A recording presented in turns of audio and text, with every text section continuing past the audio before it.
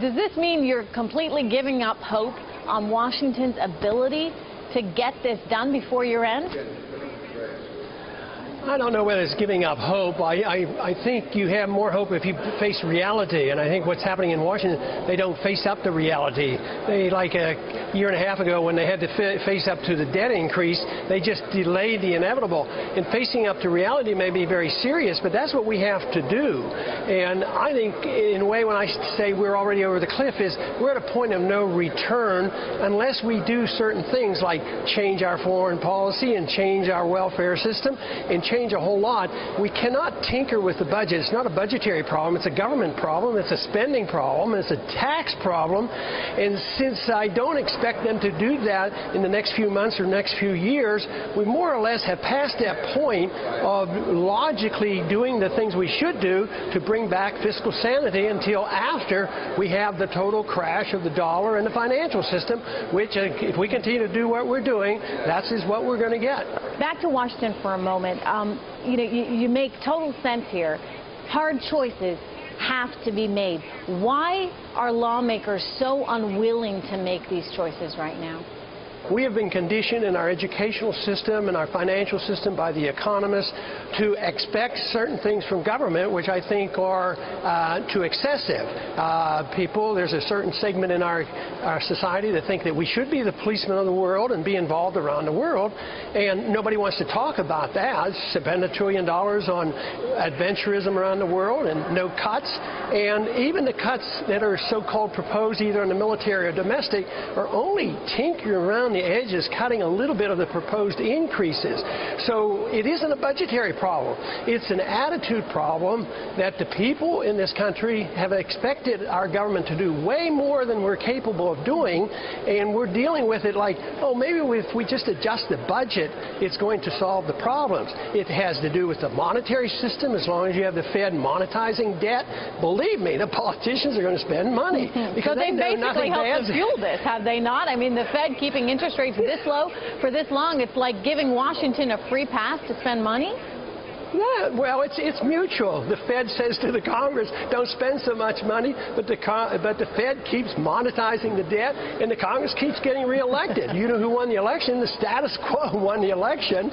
You know, everything stays the same because the elected officials take care of their constituents. But I don't think it's going to end. That's why I'm saying that I don't expect them to come up with a sensible solution. We're going to do it until it becomes so desperate that we will be forced to do it. We'll have no other choice, but we're not quite there yet. Well, what do you consider a sensible solution? Well, my sensible solution is following the Constitution and only doing the things authorized in Article 1, Section 8, stop fighting wars that are undeclared, defend our country, have a gold standard, sound monetary system, and start weaning ourselves off the perpetually increasing welfare state. And that's all we have to do. It's a simple little trick. Are we running into a situation, Representative Paul, where we're seeing fewer and fewer people effectively with skin in the game, and thus there's more and more pressure on politicians to just basically do what they need to do to get the votes as opposed to really lead and fix these fiscal issues in a substantive way? Well, I think that's true, and I think it's been that way a long time, but the big difference is the Treasury, in a real sense, is bare. It isn't like we're in the 1950s and the 1960s where economic growth could, work our way out of these problems, that you could print money forever. Printing the money right now, just what does it do? It fills the banks with excessive reserves, and they get paid to park them into the Federal Reserve. So it's quite a bit different. We're not the productive nation that we used to be. We have a lot of jobs have gone overseas. Our dollar is always weakening because prices do go up, and as long as we do that, the politicians are going to keep pushing that and trying to get away with it. But the big question is how long will the politicians be able to do this? And quite frankly, I think we're heading up to the wall where we won't be able to do it much longer.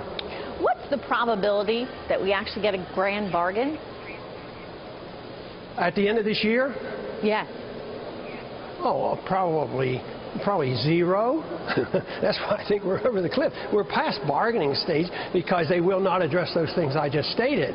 They're going to try to pretend they're going to do it, like the way they handled the debt increase. last summer. That is a pretty good example. And matter of fact, the debt increase might be the big event. Come February, that might be every bit as big because they can roll those things over.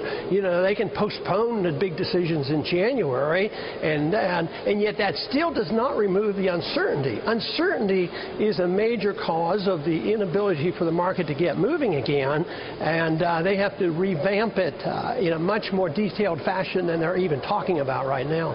Do you think the president is going to be able to bring Congress together back to the grand bargain issue to actually see some kind of reform before year end, or is it pretty much at this point over? Oh, no, I think there'll be something, but it'll be very temporary. It won't be long-lasting. It won't restore confidence. It won't solve the problem. But there will be some type of reconciliation of saying we'll do this, a little bit of this, and a little bit of that. But and it may even help the marketplace, that is the financial markets, for a little while. But since it doesn't solve the problems, it'll only be temporary. What are your thoughts on Speaker Boehner's position on the fiscal cliff? Are you supportive of his negotiating position and tactics?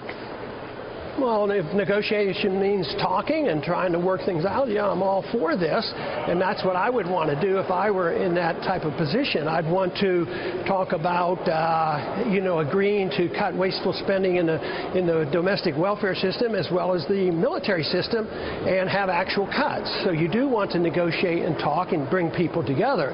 Good progressive Democrats always open to, a different type of foreign policy and different protection of civil liberties. And good conservatives always want to protect domestic spending and lower taxes. We should bring those groups together. So am I predicting that's what's going to happen with the Speaker and the President? It remains to be seen, but I wish them well.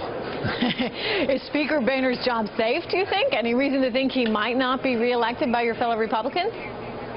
Well, I would think he would be safe. I don't think, not that I know of anyway. I'm not aware of any concerted effort to change leadership right now.